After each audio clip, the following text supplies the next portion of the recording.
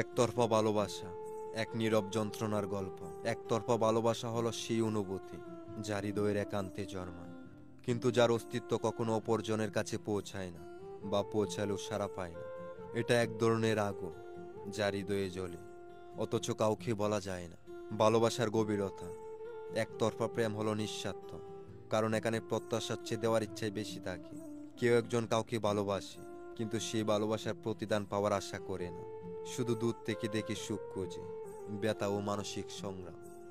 এই প্রেমের সবচেয়ে কঠিন দিক হলো ভালোবাসার মানুষটি হয়তো কখনোই জানবে না সে কতটা গুরুত্বপূর্ণ কারো জীবনে। কখনো কখনো সে অন্য কারোর সাথে সুখ খোঁজে, আর ভালোবাসার মানুষটি চুপচাপ সব সহ্য করে। এটা এক ধরনের আত্মিক যন্ত্রণা যা অদৃশ্য থেকে গভীর ক্ষত তৈরি করে। তো এটা কিভাবে সামলাবেন? একতরফা ভালোবাসা যদিও কষ্টের, তবু তা একজনকে মানসিকভাবে শক্তিশালী করে তোলে। এটি আমাদের শেখায় প্রত্যেক ভালোবাসায় পূর্ণতা পায় না, কিন্তু তার মানে এই নয় যে ভালোবাসা মূল্যহীন। তাই নিজেকে সময় দিন, নিজের মূল্য বুঝুন এবং জীবনের অন্য অন্য রঙগুলো উপভোগ করতে শিখুন। তো সবাই ভালো থাকবেন।